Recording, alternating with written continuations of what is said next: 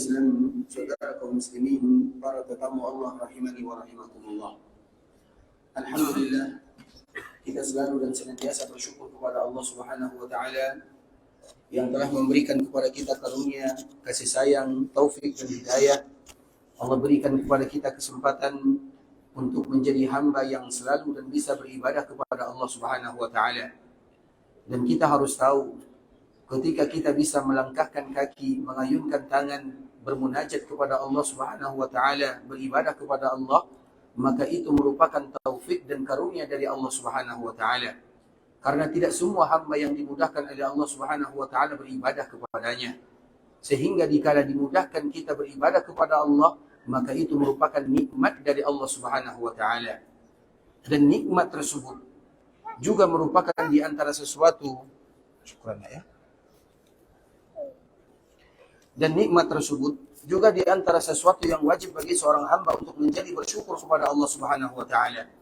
Kemudian dikala seorang hamba bersyukur kepada Allah, maka itu adalah nikmat, karena tidak semua hamba yang bisa bersyukur kepada Allah Subhanahu wa taala.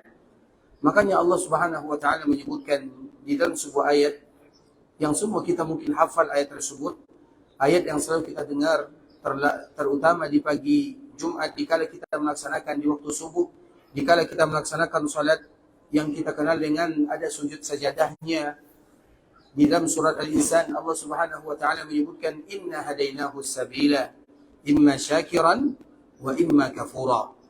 Allah Subhanahu wa taala menyebutkan sesungguhnya kami menunjukkan kepada manusia jalan. Allah Subhanahu wa taala menyebutkan kepada kita semuanya, ini jalan kebaikan, lakukan kebaikan tersebut, aku berikan kepada kalian pahala. Kemudian Allah Subhanahu wa taala juga menjelaskan kepada kita bersama, ini jalan keburukan, tinggalkan, jangan kalian lakukan. Karena kalau kalian terjatuh dan kalian lakukan, maka ada ancaman untuk kalian semua. Sehingga Allah menyebutkan inna hadainahu sabil. Kami tunjukkan kepada hamba-hamba tersebut jalan kebaikan agar mereka lakukan, jalan keburukan agar mereka tinggalkan. Kemudian apa kata Allah Subhanahu wa taala? Imma syakiran wa imma kafura.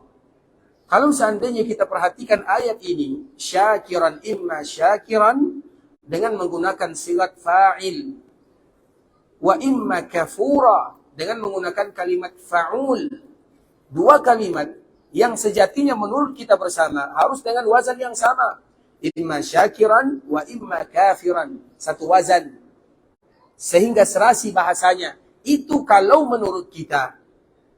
Tapi Allah Subhanahu wa taala menyebutkan imma syakiran wa imma kafura. Yang satu wazannya fa'il, yang satu wazannya fa'ul. Berbeda, dua kalimat yang berbeda. Apa artinya ikhwatul Islam? Ternyata ada makna yang tersirat di dalam ayat tersebut yang Allah Subhanahu wa taala ingin menyampaikan kepada kita bersama. Ketika Allah Subhanahu wa taala menunjukkan jalan kepada manusia, Allah menyebutkan imma syakiran, akan ada di antara hamba-hamba yang bersyukur kepada Allah Subhanahu wa taala, wa imma kafura, dan akan ada di antara hamba-hamba yang kufur kepada Allah Subhanahu wa taala. Ketika Allah Subhanahu wa taala menggunakan kalimat akan ada hamba yang bersyukur, Allah menggunakan kalimat syakir, fa'il. Artinya sedikit di antara mereka yang bersyukur. Namun dikala Allah menggunakan kalimat mereka yang kufur, Allah gunakan kalimat atau wazan fa'ul yang artinya menunjukkan banyak. Maknanya akan banyak di antara hamba-hamba Allah yang ingkar, lupa, tidak mau bersyukur kepada Allah Subhanahu wa taala. Itulah di antara makna yang tersirat di dalam ayat yang Allah Subhanahu wa taala sebutkan. Artinya ikhwatul Islam, bahwa ternyata syukur itu sendiri merupakan bagian daripada ibadah. Dan syukur itu sendiri merupakan bagian daripada nikmat dari Allah Subhanahu wa taala. Karena tidak semua seorang hamba yang bisa bersyukur kepada Allah Subhanahu wa taala. Sehingga dikala kita masih bisa menjadi hamba yang bersyukur, maka itu adalah nikmat. Kemudian nikmat ini kembali kita harus bersyukur. Syukur ini adalah nikmat. Nikmat itu adalah syukur. Sehingga artinya bahwa kita wajib bersyukur terhadap nikmat yang Allah berikan kepada kita sampai ruh berpisah dengan jasad kita. Itulah arti makna yang ingin disampaikan oleh Allah Subhanahu wa taala, bahwa banyak di antara hamba yang tidak bersyukur kepada Allah, dan kita tentunya ingin menjadi hamba yang selalu dan senantiasa bersyukur kepada Rabbul Izzati wal Jalalah. Dan selalu kita menyebutkan di antara bentuk kita bersyukur kepada Allah adalah memanfaatkan semua nikmat yang ada dalam rangka yang diridai oleh Allah Subhanahu wa taala. Kemudian salawat beriringkan salam Semoga senantiasa tercurahkan buat junjungan alam Nabi kita yang mulia, uswah dan qudwah kita bersama Muhammad bin Abdullah sallallahu alaihi wasallam. Rasulullah sallallahu alaihi wasallam seorang nabi, seorang rasul yang merupakan suri tauladan bagi kita bersama. Wajib bagi kita untuk selalu dan senantiasa mencontoh Nabi sallallahu alaihi wasallam, terutama dalam masalah agama, karena memang tidaklah Allah mengutus baginda Nabi yang mulia kecuali untuk menyampaikan risalah dan agama, berdakwah di jalan Allah Subhanahu wa taala. Dan Nabi sallallahu alaihi wasallam betul-betul sudah berjuang di jalan Allah. Sehingga setiap kali kita berziarah ke perkuburan Nabi sallallahu alaihi wasallam, ada di antara kalimat yang dianjurkan bagi kita mengucapkannya, yaitu bagaimana kita bersaksi akan semua perjuangan yang dilakukan oleh baginda Nabi yang mulia, sambil mengatakan wa nashhadu annaka ballauta risalah wa addaital amanah wa nasahtal ummah wa jahadta fillah haqqa jihadih. Dan semua kami bersaksi bahwa sesungguhnya engkau telah menyampaikan risalah, telah menyampaikan amanah, telah memberikan nasihat kepada umat, dan engkau betul-betul berjihad dan berjuang di jalan Allah Subhanahu wa taala untuk menyampaikan agama Allah Subhanahu wa taala. Sehingga di antara kewajiban yang tidak boleh kita lupakan dan selalu kita ingatkan adalah bagaimana mengucapkan salam dan selawat kepada Rasulullah sallallahu alaihi wasallam. Bahkan ikhwatul Islam, apabila ada di antara seorang hamba yang mereka lalai, lupa mengucapkan selawat kepada Nabi, maka ada beberapa riwayat yang disebutkan oleh Rasulullah sallallahu alaihi wasallam ancaman bagi mereka yang lalai atau lupa berselawat kepada baginda Nabi yang mulia. Walaupun kita tahu ketika seorang hamba berselawat kepada Nabi, bukan itu maknanya Nabi sallallahu alaihi wasallam butuh kepada selawat yang kita ucapkan. Yang harus kita tahu ikhwatul Islam, ketika kita mengucapkan selawat kepada Nabi, apakah artinya Nabi butuh kepada selawat yang kita sampaikan? Sama sekali tidak. Nabi tidak pernah butuh kepada selawat kita, tapi kita yang butuh kepada selawat yang kita ucapkan kepada Nabi sallallahu alaihi wasallam. Itu poin penting yang harus kita ketahui, agar kita tahu bahwa ternyata Nabi sallallahu alaihi wasallam tidak pernah butuh kepada selawat dan salam yang kita ucapkan, tetapi yang butuh kepada salam dan selawat adalah kita yang menyampaikan salam dan selawat tersebut. Oleh karenanya ikhwatul Islam, maka apabila ada di antara hamba yang mereka kadang-kadang lupa mengucapkan salam dan selawat kepada baginda Nabi yang mulia sallallahu alaihi wasallam, ada beberapa kalimat atau ada beberapa hadis yang disebutkan oleh Rasulullah sallallahu alaihi wasallam. Di antaranya ikhwatul Islam, mereka yang lupa, mereka yang lalai berselawat kepada Nabi sallallahu alaihi wasallam, terutama apabila nama Nabi disebutkan di sisinya adalah orang-orang yang bakhil.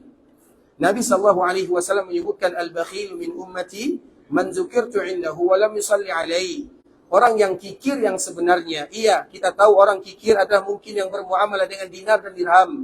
Tapi ada lagi orang yang lebih kikir daripada itu, yaitu kikir kepada Nabi sallallahu alaihi wasallam dikala nama Nabi disebutkan, namun mereka tidak tergerak lisannya untuk mengucapkan selawat kepada baginda Nabi yang mulia sallallahu alaihi wasallam. Kemudian di dalam riwayat yang lain, Nabi sallallahu alaihi wasallam menyebutkan minal jafa an uzkara inda rajul falam yusalli alaihi. Ini riwayat yang kedua. Di antara bentuk keringnya cinta seorang umat kepada nabinya, artinya di antara bentuk ketidakcintaan seorang hamba kepada nabinya atau seorang umat kepada nabinya, itulah arti daripada kalimat jafa. Jafa itu artinya kering. Mereka tidak lagi bisa mencintai Nabi sallallahu alaihi wasallam sebagaimana mestinya. Sehingga Nabi menyebutkan di antara bentuk hilangnya cinta, keringnya cinta seorang hamba kepada nabinya adalah dikala mereka tidak lagi diberikan taufik untuk berselawat kepada Nabi sallallahu alaihi wasallam. Kita tidak mau demikian. Artinya apa ikhwatul Islam? Kalau kita balik, kalau mereka yang berselawat kepada Nabi sallallahu alaihi wasallam, maka itu adalah bentuk cinta kepada Nabi sallallahu alaihi wasallam. Dan kebalikannya, kalau kita tidak berselawat, lalai, lupa, maka itu adalah bentuk kita tidak lagi cinta kepada Nabi sallallahu alaihi wasallam.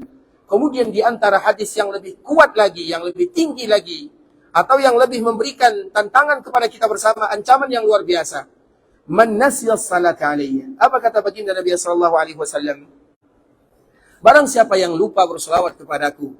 Lupa itu bisa jadi karena mereka lupa, lalai. Arti lupa di sini adalah karena kelalaian. Karena biasanya orang yang lalai, 1 hari tidak berselawat, 2 hari, 3 hari, bahkan ada di antara kaum muslimin 1 minggu, 2 minggu, mereka lupa mengucapkan selawat kepada Nabi sallallahu alaihi wasallam. Man nasiyas salata alayya. barang siapa yang lupa, lalai berselawat kepada Nabi, bisa jadi nanti mereka salah di dalam melangkah menuju surga Allah Subhanahu wa taala. Bukankah Nabi sallallahu alaihi wasallam pernah menyebutkan, "Inna awlan nasi bi yaumal qiyamah aktsaruhum alayya salata." Sesungguhnya mereka yang paling pantas terhadap diriku di hari kiamat. Apa makna paling pantas? Banyak artinya. Bisa jadi pantas mendapatkan syafaat dari Nabi. Bisa jadi pantas mendapatkan atau menjadi Nabi, menjadi saksi bagi dirinya. Bisa jadi dia paling dekat derajatnya dengan Nabi SAW. Artinya paling pantas terhadap Nabi. Siapa dia? Orang yang paling banyak berselawat kepada Rasulullah SAW. Dan kita harus tahu, Allah memberikan maqamam mahmuda, kedudukan yang tinggi, yang luar biasa untuk baginda Nabi yang mulia SAW. Terutama di akhirat. Kalau di dunia, banyak yang tidak beriman kepada Nabi, iya. Tapi kalau di akhirat sana, semua orang wajib mengakui akan kenabian dan kerasulan Rasulullah SAW dan bagaimana kedudukan yang tinggi disebutkan oleh Nabi. Makanya Nabi di akhirat menyebutkan, "Ana sayyidu waladi Adam wala fakhar." Aku ini adalah pemimpin anak Adam semuanya.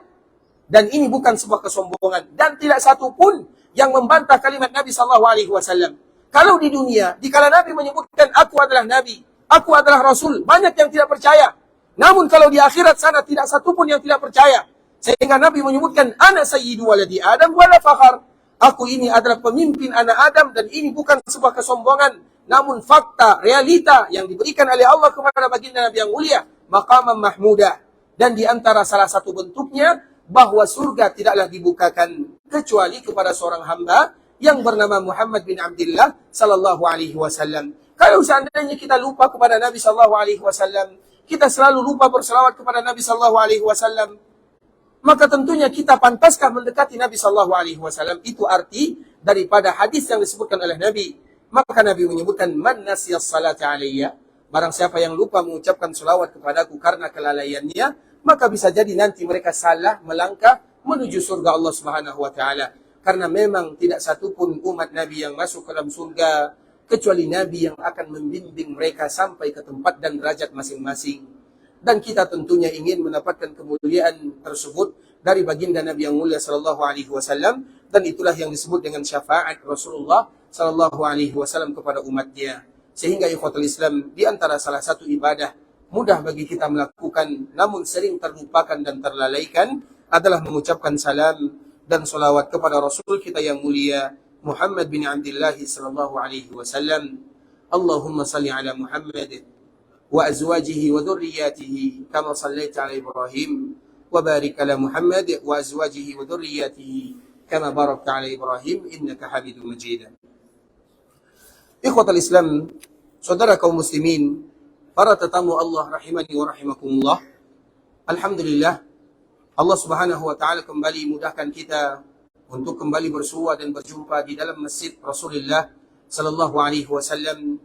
Guna dan tujuan tentunya ingin membahas tentang keutamaan-keutamaan kota Madinah, yang mana sebelumnya atau kemarin kita telah menjelaskan di antara salah satu keutamaan kota Madinah adalah memiliki dua masjid yang sangat indah. Yang pertama disebut dengan Masjid Quba, masjid yang pertama kali dibangun oleh baginda Nabi yang mulia sallallahu alaihi wasallam, dan yang kedua adalah Masjid Nabawi atau Masjid Rasulullah sallallahu alaihi wasallam. Kemudian kita telah menerangkan sedikit di antara kesamaan antara Masjid Quba dan Masjid Nabawi. Sebelum kita melanjutkan, siapa di antara kita yang masih ingat apa persamaan antara Masjid Quba dengan Masjid Nabawi? Silakan. Sebentar ya, kita dahulukan yang bapak kita ya, yang lebih tua. Silakan Pak. Silakan. Yang kedua-duanya dibangun berlandaskan iman dan takwa. Ayat yang kedua. Jadi artinya pondasinya iman dan takwa. Masjid Nabawi pondasinya iman dan takwa. Masjid Quba pondasinya iman dan takwa. Pondasi itu artinya kenapa dibangun? Karena iman dan takwa. Itu makna la masjidun ussisa 'ala taqwa, yang didirikan berlandaskan ketakwaan. Baik, itu yang pertama. Yang kedua, apalagi persamaan antara Masjid Quba dengan Masjid Nabawi? Silakan Pak. Siapa yang bangun Masjid Quba? Nabi. Siapa yang bangun Masjid Nabawi? Nabi juga, berarti sama-sama dibangun oleh Nabi. Baik, itu yang kedua. Yang ketiga, apa persamaan Quba dengan Masjid Nabawi? Coba, kalau Bapak beribadah di Masjid Nabawi dapat pahala atau tidak? Kalau sholat. Kalau di sana sholat dapat pahala atau tidak? Sama-sama kalau kita beribadah di dalamnya ada pahala yang besar. Yang keempat, apa persamaannya? Sama-sama dimuliakan penduduknya. Penduduk Kuba dimuliakan oleh Allah Subhanahu wa taala, begitu juga penduduk orang-orang yang ada di Masjid Nabawi juga dimuliakan oleh Allah Subhanahu wa taala. Empat inilah di antara kesamaan antara Kuba dengan Masjid Nabawi. Insyaallah jelas semuanya ya? Insyaallah, silakan Pak, insyaallah. Bisa diberikan kepada Bapak kita, jazakumullahu khairan. Terima kasih ya Pak ya, sehat selalu, diberikan kesehatan dan keberkahan selalu. Tapi ikhwatul Islam, sekarang kita akan kembali melanjutkan Kuba. Kita sudah mengetahuinya, dibangun oleh Nabi Shallallahu Alaihi Wasallam ketika Nabi Shallallahu Alaihi Wasallam berada di sebuah kampung atau di sebuah kabilah yang bernama kabilah Amr bin Auf. Kabilah Amr bin Auf ini adalah sebuah kabilah yang ada di dekat Kuba, yang mana pertama kali Nabi Shallallahu Alaihi Wasallam sampai di Madinah, Nabi Shallallahu Alaihi Wasallam tinggal di dalamnya dan tinggal bersama mereka. Tinggal di sana Nabi Shallallahu Alaihi Wasallam. Hanya saja para ulama sejarah mereka berbeda. Berapa lama Nabi Shallallahu Alaihi Wasallam tinggal di Kuba sebelum Nabi sampai ke sini? Karena dari sini ke Kuba jaraknya kurang lebih 3 kilo saja. Artinya sebelum Nabi sampai ke sini, Nabi berada di sana. Pertama kali Nabi Shallallahu Alaihi Wasallam hijrah dari Mekah menuju Madinah. Nabi singgah di kampung Amr bin Auf atau kabilah Amr bin Auf, sebuah kabilah yang tinggal di Kuba. Kemudian di Ikhwatul Islam, ada yang menyebutkan Nabi tinggal di sana 4 hari. Nabi Shallallahu Alaihi Wasallam sampai di hari Senin. Karena Nabi Shallallahu Alaihi Wasallam Ikhwatul Islam, hari Senin itu banyak di antara yang disebutkan oleh Nabi Shallallahu Alaihi Wasallam. Yang pertama, hari Senin adalah hari Nabi lahir. Hari Senin adalah hari Nabi lahir. Sehingga Nabi dengan kelahirannya, kalau ada di antara kita yang ingin memuliakan kelahiran Nabi Sallallahu Alaihi Wasallam, lakukan apa yang dilakukan oleh Nabi Sallallahu Alaihi Wasallam. Bagaimana Nabi Sallallahu Alaihi Wasallam memuliakan hari kelahirannya? Nabi berpuasa setiap hari Senin. Kalau ada di antara kita yang ingin memuliakan hari kelahiran Nabi, berarti setiap minggu mereka harus berpuasa Senin. Karena Nabi Sallallahu Alaihi Wasallam demikian keadaannya. Ketika Nabi ditanya, ada apa dengan hari Senin? Maka Nabi menyebutkan hari Senin adalah hari aku lahir. Itu yang pertama. Sehingga apabila ada di antara kita yang ingin mengenang hari kelahiran Nabi, karena memang semua sepakat para ulama, dan ini berdasarkan hadis Nabi Sallallahu Alaihi Wasallam, 2 kalimat yang sepakat menunjukkan kapan Nabi lahir. Yang pertama harinya, hari Senin. Yang kedua tahunnya, tahun gajah. Semua ini merupakan kata sepakat. Yang lain para ulama tidak sepakat. Kapan waktunya, kapan bulannya, kapan tanggalnya, tidak ada kata sepakat. Karena memang itu adalah sejarah. Kalau tidak ada sepakat, dan itu wajar kalau seandainya para ulama tidak sepakat. Yang sepakat itu adalah harinya, yaitu hari Senin. Karena Nabi sendiri yang menyebutkan, kalau ada di antara kita yang ingin memperingatinya, maka berpuasa setiap hari Senin. Itulah di antara bentuk kita mengenang, dan Nabi melakukan yang demikian. Kemudian hari Senin itu hari juga Nabi Sallallahu Alaihi Wasallam diutus menjadi Nabi dan menjadi Rasul Sallallahu Alaihi Wasallam. Kalau ada di antara kita yang bertanya, dikala Nabi berada di Gua Hira, ada beberapa waktu lamanya Nabi Sallallahu Alaihi Wasallam berada di sana. Ketika hari Senin, maka datanglah Jibril. Kemudian nubbi abi Iqra. Maka Nabi Sallallahu Alaihi Wasallam nubbi menjadi Nabi dikala Jibril mengatakan Iqra bismi rabbikal ladzi khalaqa. Artinya Nabi diutus menjadi Nabi dan menjadi Rasul di hari Senin. Kemudian hari Senin itu juga hari wafatnya Rasulullah Sallallahu Alaihi Wasallam. Hari Senin itu adalah hari wafat, sebagaimana yang disebutkan oleh Imam Ibnu Hajar dan juga dinukilkan oleh Imam Ibnu Katsir dan juga para ulama yang lainnya. Hampir kata sepakat dari para ulama menyebutkan bahwa Nabi Sallallahu Alaihi Wasallam wafat di hari Senin. Nah, hari Senin ini juga Nabi Sallallahu Alaihi Wasallam sampai di kota Madinah. Karena kemarin kita menyebutkan Nabi Sallallahu Alaihi Wasallam hijrah meninggalkan Mekah itu di akhir bulan Safar. Kemudian Nabi Sallallahu Alaihi Wasallam melakukan perjalanan kurang lebih 8 hari lamanya. 3 hari lamanya Nabi Sallallahu Alaihi Wasallam berada di Gua Sur. Kemudian 6 hari lamanya, 5 hari, 6 hari, 8 sampai 9 hari, Nabi Sallallahu Alaihi Wasallam melakukan perjalanan dari Mekah menuju Madinah. Kemudian sampai di Madinah, maka Nabi Sallallahu Alaihi Wasallam singgah di kabilah Amr bin Auf. Senin, Al-Thulatha, Al-Arbi'a, Al-Khamis, hari Jumat Nabi SAW meninggalkan kampung tersebut atau meninggalkan kabilah Amr bin Auf. Kemudian hari Jumat inilah Nabi SAW menuju ke daerah kita ini atau ke sini. Kemudian sesampainya Nabi SAW di sini, ikhwatul Islam, maka Nabi SAW disambut oleh para sahabatnya dengan sambutan yang riang gembira. Bagaimana mereka cinta kepada Nabi, dan memang kita tahu orang-orang Madinah sebelum Nabi SAW datang, maka mereka sudah beriman kepada Rasulullah SAW. Walaupun mereka tidak tahu mana muka, mana wajah Nabi SAW. Makanya dikala Nabi hijrah, Nabi SAW hijrah, ikhwatul Islam, berpapasan dengan salah seorang sahabat yang bernama Zubair radhiyallahu ta'ala anhu. Zubair ini pada akhirnya nanti akan menjadi suaminya dari Asma. Asma itu adalah putrinya Abu Bakar As-Siddiq, saudarinya ibunda kita Aisyah radhiyallahu ta'ala anha. Berarti Zubair ini menantu Abu Bakar As-Siddiq radhiyallahu ta'ala anhu. Dikala Nabi SAW melakukan perjalanan dari Mekah menuju Madinah, mereka bersua berjumpa dengan Zubair. Kemudian Zubair menghadiahkan kepada Nabi SAW dan sahabatnya Abu Bakar As-Siddiq pakaian yang berwarna putih. Sehingga Nabi SAW berhijrah dari Mekah menuju Madinah dengan pakaian yang tadi diberikan oleh Zubair bin Awam radhiyallahu ta'ala anhu. Kemudian ikhwatul Islam, sesampainya di Madinah, orang-orang tidak tahu mana Nabi SAW dan mana Abu Bakar As-Siddiq radhiyallahu ta'ala anhu. Sulit bagi mereka untuk membedakan antara Nabi dengan Abu Bakar As-Siddiq. Karena antara Abu Bakar dan Nabi, mana di antara mereka yang paling tua? Nabi atau Abu Bakar As-Siddiq? Siapa yang paling tua? Nabi atau Abu Bakar? Abu Bakar atau Nabi? Sama. Yang lain? Jawaban yang lain, yang pertama sama. Mana yang paling tua? Abu Bakar atau Nabi? Abu Bakar paling tua. Pendapat yang kedua. Pendapat yang ketiga?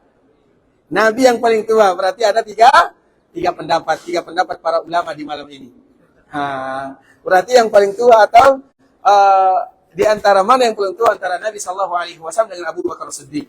Kalau secara penampilan ikhwatul Islam, kalau secara penampilan kita tahu Nabi SAW adalah Nabi yang sempurna. Dan di antara bentuk kesempurnaan Nabi SAW adalah bentuk ciptaannya. Karena memang Allah menciptakan Nabi SAW dalam bentuk yang sempurna. Nabi SAW punya rambut yang ikal, yang begitu indah. Kadang rambut Nabi sampai di telinganya, kadang sampai di bahunya. Rambut Nabi SAW. Nabi SAW memiliki jenggot yang lebat yang sangat indah. Dan rambut Nabi serta jenggot Nabi SAW, walaupun Nabi hijrah dari Mekah menuju Madinah, karena dikala Nabi hijrah dari Mekah menuju Madinah, berapa umur Nabi SAW? Ketika Nabi hijrah dari Mekah menuju Madinah, berapa umur Nabi? 53, 40 diutus menjadi Nabi, 13 tahun berada di Mekah, berarti dikala meninggalkan Mekah menuju Madinah, umur Nabi 53 tahun. Kalau umur 53 tahun, biasanya manusia normal, manusia biasanya, apakah bentuk tubuh kita sudah mulai berubah atau belum? Biasanya kalau ada orang yang beruban, itu kira-kira di umur berapa tumbuhnya? 40 sudah ada kadang-kadang? 45? Kalau 50? Kalau 50 kadang-kadang sudah penuh ya, sudah banyak ya. Nah, Nabi SAW, dikala hijrah dari Mekah menuju Madinah, umur Nabi 53 tahun. Namun Nabi SAW masih seperti seorang pemuda yang perkasa. Sedangkan Abu Bakar As-Siddiq dikala hijrah dari Mekah menuju Madinah, berapa umurnya? Tidak kita tahu umurnya, kecuali kalau kita bisa membandingkan mana yang lebih tua antara Nabi dengan Abu Bakar As-Siddiq. Jawabannya belum selesai. Yang pertama mengatakan sama, yang kedua mengatakan Abu Bakar lebih tua, yang ketiga mengatakan Nabi lebih tua. Mana yang paling benar antara tiga pendapat ini? Abu Bakar atau Nabi yang paling tua? Abu Bakar yang paling tua dari Nabi SAW. Tapi salah sayangnya. Berarti yang paling tua adalah Nabi. Nabi lebih tua dari Abu Bakar Siddiq. 2 tahun jaraknya. Karena Nabi SAW, berapa umur Nabi dikala Nabi meninggal? 63 tahun. Abu Bakar dikala meninggal berapa umurnya? 63 tahun juga. Kalau Abu Bakar lebih tua dari Nabi, jelas? Berarti Nabi lebih tua dari Abu Bakar Siddiq radhiyallahu ta'ala anhu. 2 tahun selisihnya. Artinya dikala Nabi hijrah dari Mekah menuju Madinah, maka umur Nabi 53 tahun. Sedangkan Abu Bakar As-Siddiq yang menemani Nabi SAW umurnya 51 tahun. Nah, apa makna yang ingin kami sampaikan ikhwatul Islam? Karena kalau dikala kita tahu berapa umur Nabi, berapa umur Abu Bakar As-Siddiq radhiyallahu taala anhu, orang-orang Madinah, mereka beriman kepada Nabi SAW. Rata-rata mereka beriman kepada Nabi. Walaupun Nabi SAW tidak pernah mereka lihat, mereka tidak kenal Nabi kecuali beberapa orang saja. Yang kenal dengan Nabi SAW hanya mungkin ratusan saja. Sedangkan sisanya mereka tidak tahu. Mereka hanya tahu namanya. Kemudian mereka beriman kepada Nabi SAW sehingga mereka sangat antusias di dalam menyambut Nabi SAW dikala Nabi SAW datang ke kota Madinah. Setibanya di kota Madinah, maka datang Nabi SAW dan Abu Bakar As-Siddiq. Orang tidak tahu mana yang namanya Muhammad SAW. Apakah Abu Bakar atau yang lain? Nah, kalau kita lihat penampilan Nabi 53 tahun, namun masih seperti seorang pemuda yang perkasa. Abu Bakar As-Siddiq sama dengan manusia yang lainnya. Dikala sudah berumur 53 tahun atau 51 tahun, maka sudah mulai ada tumbuh ubannya. Sama dengan manusia-manusia yang lainnya. Sehingga pertama kali sangkaan orang-orang Madinah yang Nabi itu adalah Abu Bakar As-Siddiq radhiyallahu ta'ala anhu. Bisa dipahami dari sini apa yang ingin kami sampaikan? Mereka mengira yang Nabi itu adalah Abu Bakar As-Siddiq. Kenapa mereka mengira? Karena Abu Bakar sudah beruban, sedangkan Nabi masih muda. Karena Nabi kita tahu, Nabi SAW punya jenggot yang indah, lebat. Rambut Nabi juga indah, ikal. Jenggot Nabi, kemudian rambut Nabi tidak ada satupun beruban. Sampai Nabi wafat tidak ada beruban. Kecuali hanya beberapa helai saja. Sedangkan sahabat Nabi sama dengan manusia yang lainnya. Salah satunya adalah Abu Bakar As-Siddiq radhiyallahu ta'ala anhu. Dikala Nabi datang bersama Abu Bakar As-Siddiq, maka mereka mengira, terutama orang-orang Madinah, yang Nabi itu adalah Abu Bakar As-Siddiq radhiyallahu ta'ala anhu. Karena kebetulan di kota Islam, dikala Nabi SAW sampai di kota Madinah, Nabi SAW sampai di siang hari. Karena sebagaimana di dalam sebuah riwayat yang disebutkan oleh Abu Hurairah atau dibawakan oleh Imam Al-Bukhari rahimahullahu taala, Nabi SAW sampai di Madinah di siang hari yang sangat yang cahayanya sudah mulai menyengat. Orang Madinah ketika mereka mendengarkan Nabi SAW hijrah, maka setiap hari mereka keluar menunggu Nabi SAW setiap hari dari pagi sampai siang. Dikala sudah siang hari, dikala mereka sudah tersengat oleh teriknya matahari, maka mereka pulang ke rumahnya. Keesokan hari, mereka keluar lagi. Sampai di siang hari, Nabi tidak kunjung datang, mereka pulang lagi. Begitu seterusnya mereka melakukannya. Sampai suatu ketika, ikhwatul Islam, dikala mereka keluar, kemudian mereka pulang, karena sudah terik matahari sudah memanas, maka tiba-tiba ada salah seorang pemuda Yahudi. Mereka naik di atas rumahnya. Kemudian dikala dia naik, maka dia melihat ada 2 bayangan atau 3 bayangan di sana. Bayangan yang berwarna putih. Sebagaimana tadi kita menyebutkan, Nabi SAW memakai pakaian yang berwarna putih. Dan Abu Bakar juga memakai pakaian yang berwarna putih. Karena dihadiahkan oleh Zubair bin Awam radhiyallahu ta'ala anhu. Kemudian orang Yahudi ini tahu kalau itu adalah Nabi SAW. Dan kita tahu semua orang-orang Yahudi tahu siapa Nabi SAW. Siapa nama Nabi, bagaimana sifatnya, bagaimana cirinya. Bahkan tahilalat Nabi pun mereka tahu di mana lokasinya. Padahal mereka tidak pernah berjumpa dengan Nabi SAW. Dari mana mereka tahu itu semua? Dari kitab mereka, At-Taurat. Mereka tahu Nabi SAW. Sehingga Allah Subhanahu wa taala menyebutkan 2 tempat di dalam Al-Qur'an. Alladzina atainahumul kitaba ya'rifunahu kama ya'rifuna abna'ahum. Orang yang diberikan ahlul kitab, yaitu orang Yahudi dan Nasara. Karena ahlul kitab itu disebut dengan ahlul kitab hanya 2 saja. Apabila disebut dengan ahlul kitab, hanya Yahudi dan Nasara. Yahudi dan Nasara, sebenarnya semua agama mereka itu sama-sama disebut dengan Bani Israel. Makanya di dalam Taurat atau Injil misalnya, ada perjanjian lama, perjanjian baru. Itu kedua-duanya, itu masih Taurat dan Injil berkumpul kedua-duanya. Artinya, ahlul kitab disebut dengan ahlul kitab, itu adalah orang Yahudi dan Nasara, masuk kedua-duanya. Dan Allah menyebutkan alladzina atainahumul kitab, orang-orang ini Yahudi dan Nasara, ya'rifuna, mereka tahu tentang nabi, sifat nabi, ciri nabi, mereka tahu semuanya. Kama ya'rifuna abna'ahum, sebagaimana mereka kenal dengan anak-anak mereka sendiri.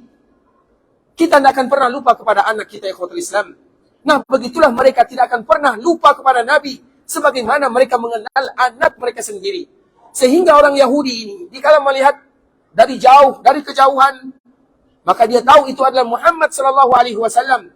Karena dia tahu kalau Nabi akan hijrah ke kota Madinah. Makanya mengapa di Madinah banyak orang-orang Yahudi? Tujuan utama mereka adalah untuk menyambut Nabi itu sendiri. Mereka sudah lama tinggal di kota Madinah karena mereka tahu Nabi itu akan hijrah ke kota Madinah. Sehingga mereka berbondong-bondong datang ke kota Madinah. Kemudian ikhwatul Islam, dikala orang ini melihat Nabi dari kejauhan, maka dia ingin diam sebenarnya. Dia tidak mau berbicara. Namun mulutnya tidak bisa diam. Kemudian dia berteriak dengan suara yang sangat lantang sambil menyebutkan, wahai orang-orang Madinah, inilah yang kalian tunggu selama ini. Inilah yang kalian tunggu. Kenapa kalian keluar setiap hari? Yang kalian tunggu sudah datang. Kata orang Yahudi ini kepada penduduk Madinah. Penduduk Madinah mendengarkan seruan daripada seorang Yahudi ini. Kemudian mereka akhirnya keluar di siang hari. Kemudian mereka melihat itulah Nabi yang mulia sallallahu alaihi wasallam sudah sampai di kota Madinah. Kemudian mereka menyambut Nabi sallallahu alaihi wasallam dengan riang gembira. Ada sebahagian tentunya yang berbeda antara satu riwayat dengan riwayat yang lain di ikhwatul Islam. Yang pertama kali dituju oleh Nabi sebagaimana tadi yang kita sebutkan. Ada lagi riwayat yang menyebutkan dari Wadiyah, Nabi sallallahu alaihi wasallam disambut oleh orang-orang Madinah dari sebuah tempat yang berada di belakang Masjid Nabawi ini. Kalau sekarang posisinya ada sebuah rumah sakit namanya Waha Ashifa. Nah, di daerah sinilah dulu orang-orang Madinah mereka keluar karena Madinah dulunya hanya seluas bangunan Masjid Nabawi yang kita saksikan sekarang ini. Madinah dulu hanya sebesar ini. Kemudian mereka keluar untuk menyambut Nabi sallallahu alaihi wasallam. Di mana lokasinya? Di belakang kita ini, tidak terlalu jauh. Kalau ada di antara kita yang tinggal di bagian belakang, kemudian nanti ada jalan di sana, ada lampu merah, kemudian di seberangnya Saniyatul Wada', itu yang disebut dengan Saniyatul Wada', maka disitulah posisinya atau lokasinya. Artinya ikhwatul Islam, mereka menyambut Nabi sallallahu alaihi wasallam terlepas daripada lokasinya, posisinya mereka menyambut Nabi sallallahu alaihi wasallam dengan riang gembira, namun mereka tidak tahu mana yang Nabi, antara Abu Bakar atau Nabi sallallahu alaihi wasallam. Dari segi penampilan yang lebih tua adalah Abu Bakar As-Siddiq. Sehingga mereka hampir-hampir saja menganggap Abu Bakar itu sebagai seorang Nabi. Dan Nabi diam saja. Sampai Abu Bakar As-Siddiq radhiyallahu ta'ala anhu mengambil sebuah sepotong pakaian, kemudian menutup kepala Nabi. Karena di siang hari, menutup kepala Nabi sallallahu alaihi wasallam, seolah-olah memberikan isyarat bahwa ternyata yang Nabi itu bukanlah yang mereka anggap Abu Bakar As-Siddiq, dan Nabi itu adalah yang tadi dilindungi atau yang ditutup dari teriknya matahari oleh sahabat Abu Bakar As-Siddiq radhiyallahu ta'ala anhu. Kemudian di kota Islam, setelahnya Nabi sallallahu alaihi wasallam tinggal di sini, sampai di sini di hari Jumat, disambut oleh kaum muslimin. Mereka berbondong-bondong untuk menjamu Nabi sallallahu alaihi wasallam, memuliakan Nabi sallallahu alaihi wasallam. Karena tentunya Nabi sallallahu alaihi wasallam sesampainya di Madinah, Nabi belum memiliki rumah. Maka para sahabat Nabi berbondong-bondong menjadikan rumah mereka sebagai rumah Nabi sallallahu alaihi wasallam. Kemudian dikala Nabi dikelilingi oleh sahabat-sahabat yang berasal dari kota Madinah, maka mereka semuanya menawarkan, ya Rasulullah, tinggal di rumah kami, menginap di rumah kami. Rumah kami adalah rumahmu ya Rasulullah. Karena mereka bangga dengan Nabi sallallahu alaihi wasallam, bagaimana pula tidak. Kemudian akhirnya ikhwatul Islam, ketika Nabi sallallahu alaihi wasallam dalam keadaan demikian, maka ada salah seorang sahabat yang bernama Abu Ayyub Al-Ansari radhiyallahu ta'ala anhu. Sahabat Abu Ayyub ini melihat para sahabat yang mengelilingi Nabi, menawarkan rumah. Mungkin bisa jadi ada di antara mereka yang kaya, bisa jadi ada di antara mereka yang lebih bagus rumahnya yang ditempati oleh Nabi sallallahu alaihi wasallam. Namun Abu Ayyub ini memikirkan cara bagaimana supaya Nabi tinggal di rumahnya. Karena kebetulan rumah Abu Ayyub di kota Madinah ada 2 lantai. Kemudian tiba-tiba muncul ide daripada Abu Ayyub Al-Ansari radhiyallahu ta'ala anhu. Dikala orang berkerumunan di keliling Nabi sallallahu alaihi wasallam ingin menawarkan tempat tinggal kepada Nabi, Maka tiba Abu Ayyub Al-Ansari masuk di tengah-tengah kerumunan orang tersebut. Tiba-tiba langsung diambil barang Nabi Sallallahu Alaihi Wasallam. Tentunya Nabi di kala hijrah dari Mekah menuju Madinah, ada barangnya. Kalau istilahnya ada kopernya, ada tasnya. Yang dibawa oleh Nabi mungkin bisa jadi pakaiannya, atau persiapannya, atau makanan yang dibawa oleh Nabi Sallallahu Alaihi Wasallam. Abu Ayyub ini tanpa banyak berbicara, dan ini diantara keahliannya, sehingga dia menjadi diketahui oleh semua manusia, terutama kota Madinah, dan setiap kita yang mempelajari sejarah Nabi, bahwa di mana Nabi akan tinggal. Dia ambil pakaian Nabi atau dia ambil barang Nabi Sallallahu Alaihi Wasallam tanpa banyak bicara. Orang baru menawarkan, ya Rasulullah, tinggal di rumah kami. Ya Rasulullah, jadikan rumah kami sebagai rumahmu. Ya Rasulullah, kami akan menjamumu. Semua orang mengatakan yang demikian. Abu Ayyub tidak. Dia sampai, kemudian dia ambil barang Nabi Sallallahu Alaihi Wasallam, diletakkan di rumahnya. Kemudian dikala Nabi atau barang Nabi diletakkan di rumah Nabi, maka Nabi tidak ada pilihan. Otomatis Nabi akan tinggal di rumah Abu Ayyub. Misalnya koper kita di Darul Iman, tidak mungkin kita menginap di tempat yang lain, di hotel yang lain. Maka kita akan menginap di tempat barang kita ada di sana. Ya atau tidak? Nah, Abu Ayyub Al-Ansari tanpa banyak bicara, dia ambil barang Nabi Sallallahu Alaihi Wasallam. Sehingga dikala sahabat melihat, maka para sahabat hanya tinggal diam saja. Trik Abu Ayyub ini merupakan trik yang bagus. Sehingga Nabi mau tidak mau tinggal di rumah Abu Ayyub Al-Ansari radhiyallahu ta'ala anhu. Sehingga para sahabat Nabi yang lain hanya gigit jari saja mereka yang menawarkan, namun Nabi tinggal di rumah Abu Ayyub Al-Ansari karena barang Nabi sudah dibawa oleh Abu Ayyub ke rumahnya. Maka di saat itulah Nabi tinggal di rumah Abu Ayyub Al-Ansari radhiyallahu ta'ala anhu. Kemudian ikhwatul Islam, Abu Ayyub memerintahkan atau menganjurkan kepada Nabi untuk tinggal di lantai atas, lantai 2. Dia tinggal di lantai bawah. Nabi Sallallahu Alaihi Wasallam pertamanya tidak mau, karena akan banyak orang yang datang ke rumah Abu Ayyub Al-Ansari. Sehingga kalau seandainya Nabi tinggal di lantai atas, bagaimana nanti sahabat yang lainnya berjumpa dengan Nabi Sallallahu Alaihi Wasallam? Namun itu merupakan permintaan Abu Ayyub. Abu Ayyub mengatakan, ya Rasulullah, tidak mungkin kamu tinggal di bawah, kami di atas, tidak mungkin. Sehingga akhirnya Nabi tinggal di lantai atas. Maka Abu Ayyub tinggal di lantai bawah. Kemudian pada akhirnya karena banyak sahabat yang datang berkunjung, sulit berjumpa dengan Nabi Sallallahu Alaihi Wasallam. Karena keterbatasan, akhirnya Nabi tinggal di lantai bawah, dan Abu Ayyub tinggal di lantai atas bersama keluarganya. Namun mereka takut tidak mungkin Nabi Sallallahu Alaihi Wasallam berada di bawah kita. Yang membuat mereka demikian tidak lain tidak bukan adalah karena pengagungan mereka kepada Rasul kita yang mulia Sallallahu Alaihi Wasallam. Kemudian ikhwatul Islam, ketika Nabi Sallallahu Alaihi Wasallam tinggal di kota Madinah dan Nabi tinggal di rumah sahabat yang bernama Abu Ayyub Al-Ansari radhiyallahu ta'ala anhu, sehingga nama ini adalah nama yang tidak akan pernah dilupakan oleh kaum muslimin. Karena rumahnya adalah tempat tinggal Nabi Sallallahu Alaihi Wasallam di awal-awal Nabi berada di kota Madinah.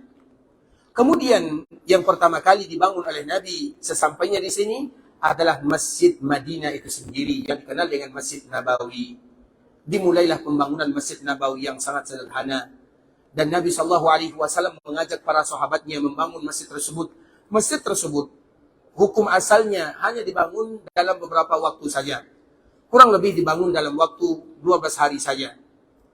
Kemudian Nabi Sallallahu Alaihi Wasallam salah satu yang mengangkut batu-batunya, membantu para sahabatnya, sehingga Nabi Sallallahu Alaihi Wasallam dikala membangun Masjid Nabawi ini bersenandung dengan kalimat-kalimat yang kita kenal dengan kalimat-kalimat syair.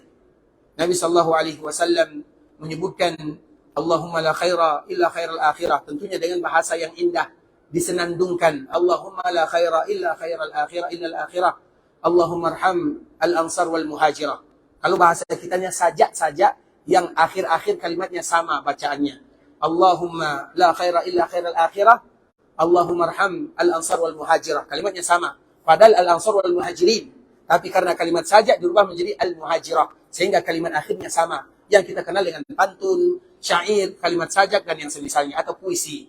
Itulah yang dibaca oleh Nabi SAW untuk memberikan semangat dan motivasi kepada para sahabatnya dalam pembangunan Masjid Nabawi, masjid yang dibangun oleh Nabi Sallallahu Alaihi Wasallam yang disebutkan oleh Allah Subhanahu Wa Taala dalam Masjidun Ussisa 'ala Taqwa, yaitu masjid yang pondasinya adalah iman dan takwa kepada Allah Subhanahu Wa Taala.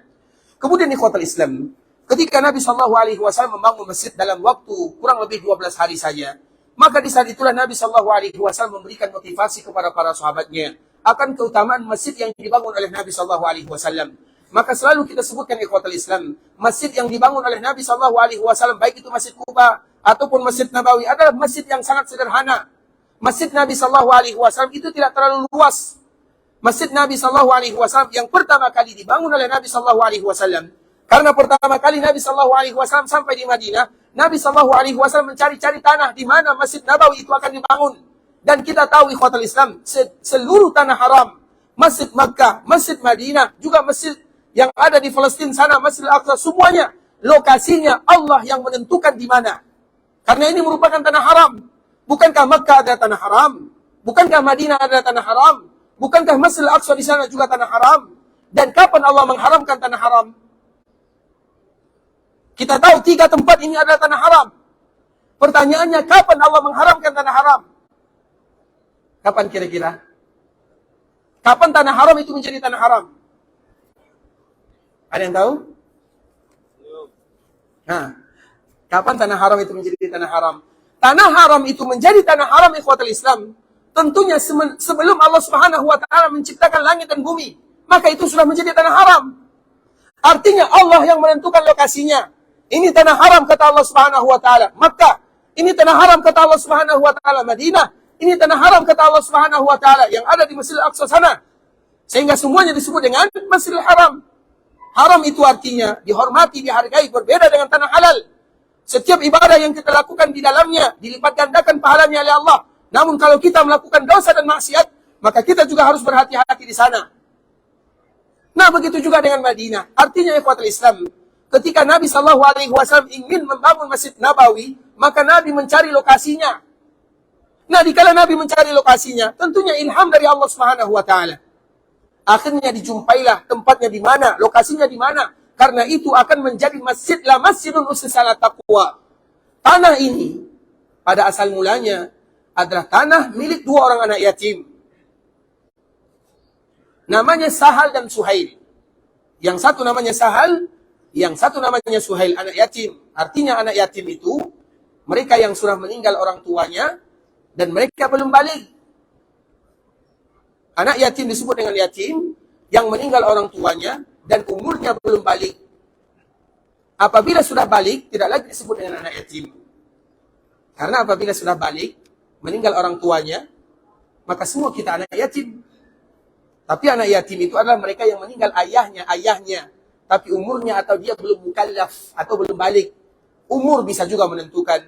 Atau kalau laki-laki tumbuh, ada rambut di kemaluannya, itu juga tanda. Walaupun umurnya belum sampai 15 tahun. Karena kadang-kadang 11 tahun namun sudah ada tandanya. Atau dengan mimpinya. Kalau seorang wanita, mungkin dengan datang bulannya. Kadang-kadang ada di antara mereka yang umurnya masih 9 tahun. Masih 9 tahun, namun mereka sudah mukallaf. Tidak lagi disebut dengan anak yatim. Karena yatim itu disebutkan kaidah khusus oleh para ulama. Mereka meninggal orang tuanya dan mereka belum balik. Intinya ikhwatul Islam, tempat tanah ini adalah milik 2 orang anak yatim. Di dalam sebahagian riwayat, tanah ini adalah milik daripada Bani Najjar. Bani Najjar itu adalah Bani kabilah yang ada di kota Madinah, yang dulu Nabi SAW juga tinggal di sana. Tidakkah kita tahu, ketika Nabi SAW berumur 6 tahun, kemana Nabi SAW dikala berumur 6 tahun? Ke kota Madinah. Apa yang dilakukan Nabi SAW dikala berada di kota Madinah? Bersama ibunya. Apa yang mereka lakukan? Berkunjung ke perkuburan ayahnya yang bernama Abdullah. Bukankah ayah Nabi SAW meninggal di kota Madinah? Artinya apa ikhwatul Islam? Madinah itu sudah menjadi tempat dulu Nabi SAW bermain. Nabi SAW dulu dikala datang ke kota Madinah, umur Nabi 6 tahun. Nabi mengatakan dikala Nabi hijrah, aku masih ingat di mana dulu aku bermain. Karena Nabi tinggal di Madinah kurang lebih 1 bulan lamanya. Di sanalah Nabi SAW menghabiskan waktunya, masa kecilnya di kota Madinah, dan tentu bersama kabilahnya. Kabilah itu kabilah apa? Kabilah Bani Najjar. Makanya di antara salah satu alasan Madinah dipilih oleh Allah Subhanahu wa taala karena ada masih hubungan dengan Nabi SAW. Salah satunya adalah kabilah Bani Najjar, kabilah yang besar yang ada di dalam kota Madinah. Kemudian ikhwatul Islam, di sebagian riwayat yang lain, tanah ini adalah milik Bani Najjar. Di dalam riwayat yang lain, tanah ini adalah tanah milik 2 orang anak yatim yang bernama Sahal dan Suhail. Nah, bagaimana kita mengumpulkan 2 riwayat ini? Di antara bentuk kita mengumpulkannya, iya, tanah ini milik Bani Najjar, kabilah Bani Najjar. Namun secara spesifik lagi, siapa yang punya? Yang punya adalah 2 orang anak yatim ini. Berarti 2 orang anak yatim ini berasal dari kabilah Bani Najjar. Maka Nabi SAW tentu tidak memanggil anak yatim ini. Karena anak yatim, mereka belum boleh berinteraksi. Jual beli, belum bisa. Dan Nabi SAW ingin membelinya. Kemudian dipanggillah pemimpin kabilah. Kalau di daerah kita, misalnya paman anak yatim ini, atau kepala sukunya, kepala adatnya, dipanggil untuk berunding dan bercerita. Dan Nabi menyampaikan keinginannya, ingin membangun masjid di sana. Kemudian Nabi SAW mengatakan, berapa harganya? Maka apa jawaban mereka semua? Jawaban mereka sama, la, kami tidak mau menjualnya. Kami tidak mau menjualnya ya Rasulullah. Bal nahabahu laka ya Rasulullah. Tapi kami jadikan ini sebagai hibah. Tidak mungkin kami menjual. Mereka cinta kepada Nabi SAW. Kemudian dikala Nabi SAW ingin membangun masjid, apakah mungkin orang Madinah mereka menjual tanah untuk Nabi SAW? Tidak mungkin. Sehingga apa yang terjadi ikhwatul Islam? Mereka wakafkan tanah tersebut. Sehingga semua kaum muslimin yang datang ke kota Madinah dan mereka salat di dalam masjid Rasulullah SAW, semua kabilah Bani Najjar yang ada andil di dalam tanah tersebut, maka mereka akan mendapatkan pahalanya. Karena memang di antara keutamaan yang luar biasa adalah membangun rumah ibadah karena Allah Subhanahu wa taala. Dan itu adalah pahala yang akan senantiasa mengalir. Jangankan itu, apa kata Rasulullah SAW? Kalau seandainya ada sebagian kaum muslimin yang ikut andil dalam pembangunan rumah Allah, walaupun hanya sekecil saja, misalnya sekarang mungkin 10 ringgit, atau misalnya 10.000 misalnya, maka mereka dijanjikan oleh Nabi SAW mendapatkan rumah di dalam surga. Tapi karena iman dan takwa, dan kita harus ingat, setiap tempat, lokasi, tanah yang dibangun masjid di sana harus menjadi milik Allah Subhanahu wa taala, atau yang dikenal dengan wakaf. Kalau ada masjid dibangun di atas tanah yang tidak wakaf, maka itu bukan masjid milik Allah Subhanahu wa taala. Oleh karenanya apa ikhwatul Islam? Berarti kita kembalikan kepada Masjid Nabawi. Mereka menyebutkan la, tidak mungkin kami menjualnya. Bal nahabahu laka ya Rasulullah. Akan tetapi kami memberikan kepadamu ya Rasulullah. Namun di dalam riwayat yang lain disebutkan ikhwatul Islam, Nabi SAW melihat keadaan 2 orang anak yatim ini. Mereka anak yatim, tidak ada peninggalan orang tuanya kecuali tanah tersebut. Tidak mungkin Nabi SAW mengambil begitu saja. Nabi juga memperhatikan keadaan mereka. Sehingga Nabi SAW walaupun diberikan tanah tersebut, maka Nabi memanggil Abu Bakar As-Siddiq radhiyallahu ta'ala anhu untuk menghitung berapa harga tanah ini. Kemudian harganya diberikan kepada 2 orang anak yatim ini untuk melanjutkan kehidupan mereka. Karena mereka statusnya masih seorang yatim. Artinya ikhwatul Islam, berarti semua kita yang masjid, yang salat di Masjid Nabawi, semua kita berhutang kepada sahabat Abu Bakar As-Siddiq radhiyallahu ta'ala anhu. Karena dialah yang membayar tanah yang akan dijadikan pembangunan masjid Rasulullah SAW. Artinya apa ikhwatul Islam? Secara tidak langsung, motivasi bagi kita bersama. Selagi Allah Subhanahu wa taala berikan kepada kita kemudahan, selagi Allah Subhanahu wa taala berikan kepada kita umur yang panjang, maka jadikanlah sebahagian harta kita untuk menjadi kekal bagi kita selama-lamanya. Dan salah satunya adalah ikut andil di dalam pembangunan rumah Allah Subhanahu wa ta'ala. Terlepas daripada namanya. Baik namanya masjid, baik namanya musalla, baik namanya surau. Selama itu dijadikan tempat beribadah, maka itu memiliki pahala yang luar biasa. Makanya sebelum kami melanjutkan ikhwatul Islam, ada sedikit cerita dan semoga cerita ini memberikan manfaat kepada kita bersama. Di sini ada salah seorang yang meninggal. Kemudian dia adalah orang yang kaya raya, kaya sekali, banyak hartanya. Karena dia memang sibuk mencari dunia. Kemudian diberikan oleh Allah Subhanahu wa taala apa yang dia cari. Kemudian dia juga diberikan oleh Allah Subhanahu wa taala umur panjang. Sehingga dikala dia masih hidup, anaknya meninggal. Istrinya juga meninggal. Dan tinggallah dia sendirian. Kemudian dia tetap mencari dunia, mencari harta, mengumpulkan sebanyak-banyaknya. Namun tiba-tiba, sampai kapan kita akan mencari dunia? Karena bagaimanapun, suatu saat nanti finishnya kita akan kembali kepada Allah Subhanahu wa taala. Kemudian ikhwatul Islam, akhirnya dia meninggal. Ketika dia meninggal, maka tentunya ada pencatatan dilaporkan kepada wali hakim untuk nanti dibagikan harta dia, untuk siapa dibagikan. Akhirnya dikala dia meninggal, dicari kepada siapa dibagikan warisannya. Dicari-cari tidak ada. istrinya sudah meninggal, anaknya juga tidak ada, sehingga ditangguhkan dalam waktu yang beberapa lama waktunya. Kemudian ikhwatul Islam terakhir, setelahnya dicari-cari, didapatkanlah ada karib kerabatnya yang jauh. Ada 3 orang. 3 orang ini fakir miskin. Ternyata orang yang tadi meninggal tidak pernah memperhatikan keluarganya. Yang tadi jauh, walaupun hubungan jauh, namun dia tidak memperhatikan keluarganya. Akhirnya orang yang 3 ini, 3 orang dari keluarga jauhnya dipanggil oleh Bapak Wali Hakim. Kemudian ditanya, kenalkah kalian kepada fulan bin fulan? Semua mereka mengatakan kami kenal karena itu adalah keluarga kami. Tapi orang ini tidak kenal kepada keluarganya. Yang 3 ini kenal kepada keluarganya. Kemudian ikhwatul Islam, Bapak Wali Hakim mengatakan, kalau demikian ketahuilah bahwa fulan bin fulan ini sudah meninggal. Kemudian dia memiliki harta yang banyak. Tidak ada yang mewarisi hartanya kecuali kalian bertiga. Sehingga orang yang bertiga ini seolah-olah mendapatkan durian runtuh, harta yang banyak. Mereka tadinya miskin, kemudian tiba-tiba harta yang tadi ditinggalkan oleh fulan bin fulan yang bekerja siang dan malam, siapa yang mendapatkan hartanya? Orang lain. Diwarisi oleh 1, 2, dan 3. Kemudian akhirnya dibagikan semua harta warisan tersebut. Sebelum 3 orang ini meninggalkan kantor atau tempat Wali Hakim ini membagikan hartanya, Bapak Wali Hakim memberikan sebuah usulan. Apa kata Bapak Wali Hakim? Wahai fulan bin fulan, wahai kalian kan mendapatkan harta ini secara cuma-cuma. Bukan usaha kalian, artinya kalian mendapatkan seolah-olah mendapatkan durian runtuh. Kemudian, maukah kalian, ini usulan, maukah kalian mengeluarkan sedikit saja dari harta tersebut yang sudah tadi dibagikan, kemudian nanti kita bangunkan masjid atau musalla atas nama orang yang meninggal ini. Usulannya bagus atau tidak? Bagus sekali.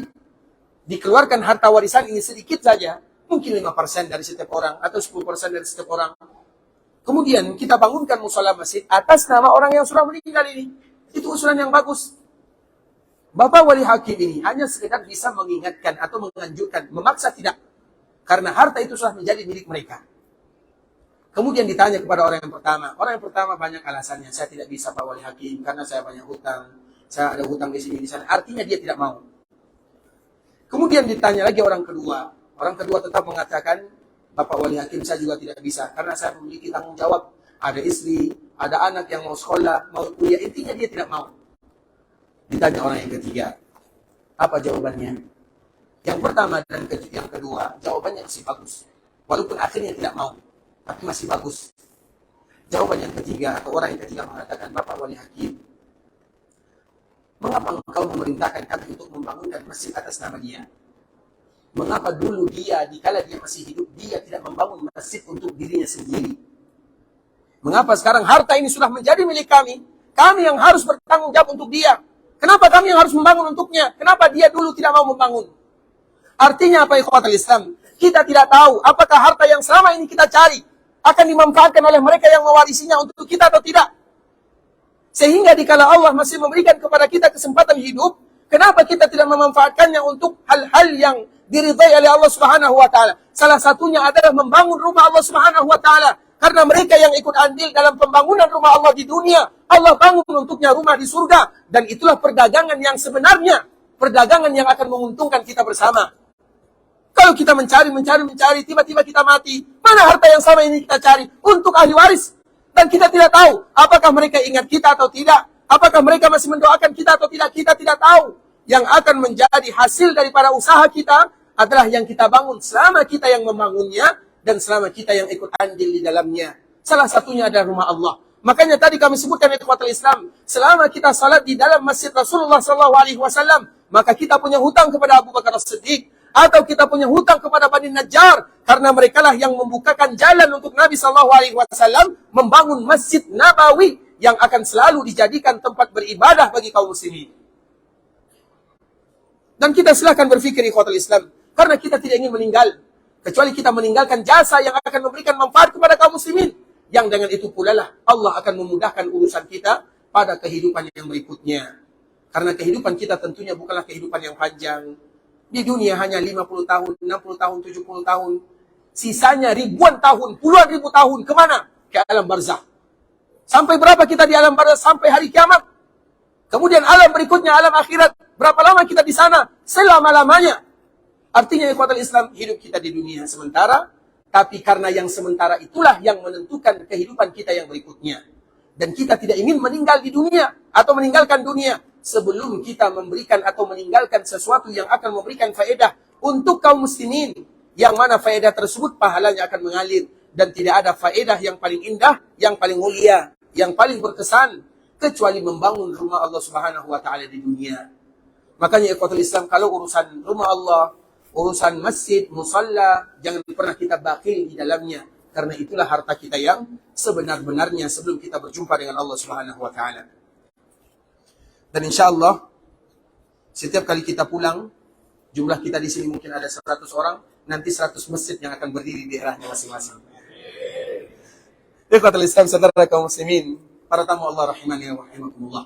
Kemudian kita lanjutkan, dikala Nabi sallallahu alaihi wasallam membangun Masjid Nabawi, masjid yang dibangun oleh Nabi sallallahu alaihi wasallam tidaklah terlalu luas. Luasnya hanya kurang lebih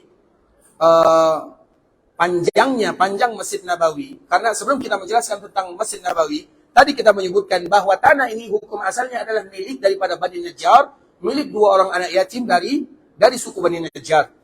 Dan tanah ini sebenarnya sudah ada pohon korma di dalamnya, namun pohon kormanya sudah rusak, tidak lagi bisa aktif. Kemudian orang-orang Madinah menjadikan itu sebagai tempat perkuburannya.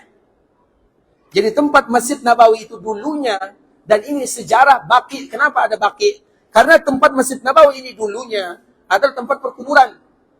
Kemudian dikala itu merupakan lokasinya, Nabi SAW mengatakan, disinilah kita akan membangun masjid. Maka di saat itulah Nabi SAW memerintahkan para sahabatnya untuk menggali perkuburan-perkuburan yang ada. Kemudian membersihkan batang-batang pohon korma dan meletakkan pohon korma itu di bagian kiblat Masjid Nabawi pada waktu itu. Dan kiblatnya pada waktu itu adalah masih menuju Baitul Maqdis. Karena dikala Nabi SAW berada di Madinah, kurang lebih 16 bulan lamanya. Di dalam riwayat yang lain 17 bulan lamanya. 1 tahun setengah. Maka kiblat kaum muslimin masih menuju Baitul Maqdis. Sehingga dengan itulah mengapa alasan orang-orang Yahudi tidak mau ikut kepada Nabi SAW. Mereka mengatakan semua kita sama, agama kita sama, bahkan kiblat juga kita sama. Makanya di antara salah satu sifat Nabi yang ingin disampaikan oleh Nabi kepada kita bersama, jangan pernah kita sama dengan orang-orang Yahudi atau dengan ahli kitab. Makanya dengan itulah Nabi SAW selalu berdoa kepada Allah. Dan di antara salah satu doa tersebut adalah bagaimana kiblat dipalingkan. Allah menyebutkan qad nara taqalluba wajhika fis sama'. Di dalam surah Al-Baqarah di awal juz 2 Allah menyebutkan, kami senantiasa memperhatikan wajahmu wahai Muhammad menghadap ke langit, seolah-olah karena kita senantiasa meminta kepada Allah sambil kadang-kadang mengangkat tangan sudah pasti, kadang-kadang wajah kita juga hadapkan. Nah, begitulah cara Nabi berdoa kepada Allah. Nabi angkat kedua tangannya, Nabi juga angkat wajahnya. Maka Allah menyebutkan qad nara taqalluba wajhika fis sama'. Kami senantiasa melihat wajahmu diarahkan ke langit. Apa maknanya? Nabi selalu berdoa kepada Allah, ya Allah, jadikan kiblat kaum muslimin jangan ke Baitul Maqdis. Apa kata Allah? Qad nara taqalluba wajhika fis sama' falanuwalliyannaka qiblatan tardaha. Maka sekarang silahkan palingkan wajahmu, artinya kiblatmu, ke tempat yang engkau ridai. Dan Allah ridha menjadikan, atau Nabi ridha menjadikan Ka'bah al-Musyarrafah sebagai kiblat kaum muslimin. Sehingga 16 bulan lamanya ikhwatul Islam, atau 17 bulan lamanya Nabi SAW berada di Madinah dan kiblat mereka masih menuju Baitul Maqdis. Artinya dikala Nabi SAW memerintahkan para sahabatnya membersihkan lahan yang akan dijadikan pembangunan Masjid Nabawi, pohon-pohon korma yang tadi sudah ditebang tidak lagi aktif, diletakkan di bagian depan kiblat, artinya di bagian belakang sekarang. Karena dulu kiblat ke sana, berarti di bagian sana. Dan perkuburannya atau perkuburan yang ada di sana semuanya dipindahkan. Karena memang antara masjid dengan perkuburan 2 hal yang tidak akan pernah bersama. Makanya Nabi SAW perintahkan gali perkuburan tersebut, kemudian pindahkan ke tempat yang lainnya. Kemudian baru setelahnya dibangunlah Masjid Rasulullah SAW. Berapa panjang Masjid Rasulullah SAW yang pertama kali dibangun? Panjangnya ikhwatul Islam adalah kurang lebih 70 hasta dan lebarnya kurang lebih 60 hasta. Dan insyaallah besok akan kita kembali melanjutkan pembahasan tentang Masjid Rasulullah SAW, terutama keutamaan-keutamaan yang ada di dalamnya. Dan semoga Allah senantiasa mudahkan kita bersama untuk selalu bisa beribadah di dalam Masjid Rasulullah SAW. Ikhwatul Islam, saudara kaum muslimin, para tetamu Allah rahimani wa rahimakumullah. Sampai di sini pembahasan yang bisa kami jelaskan. Yang benar sudah pasti dari Allah, yang salah sudah pasti dari kami karena kurangnya ilmu kami, karena kebodohan dan kejahilan kami. Kami mohon dimaafkan kalau ada kata-kata yang salah, kata-kata yang kurang berkenan di hati, kata-kata yang silaf dan salah kami menyampaikannya. Dan sebelum kita menutup ikhwatul Islam, kita senantiasa memberikan motivasi kepada kita bersama, terutama bagi kita yang tinggal di kota Madinah. Ada sebuah hadis yang tidak akan pernah ada duanya di dunia.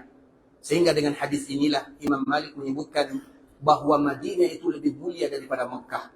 Artinya Madinah lebih mulia daripada Mekah bukan dari semua sisi, tapi ada beberapa sisi yang menunjukkan kemuliaan kota Madinah. Secara umum Mekah paling mulia, paling dicintai oleh Allah Subhanahu secara umum. Tapi ada beberapa sisi yang menunjukkan bagaimana kemuliaan kota Madinah. Sehingga setiap para ulama yang mengatakan Madinah lebih mulia daripada Mekah, maksud daripada ucapan mereka ada sebahagian sisi saja. Ada sebahagian sisi yang menunjukkan Madinah lebih mulia. Seperti misalnya antara Abu Bakar dan Umar. Secara umum Abu Bakar paling mulia. Namun ada sisi yang menunjukkan kelebihan Umar bin Khattab. Walaupun menunjukkan Umar lebih mulia, atau ada sisi yang menunjukkan kemuliaannya, bukan berarti dia lebih mulia daripada Abu Bakar. Tujuannya adalah ingin mengangkat kejahilan dari kita, itu tujuannya. Apa kata Rasulullah SAW? Fahuwa bimanzilatil mujahidi fi sabilillah. Maka di saat dia belajar agama Allah, dia sedang berjihad di jalan Allah Subhanahu wa taala.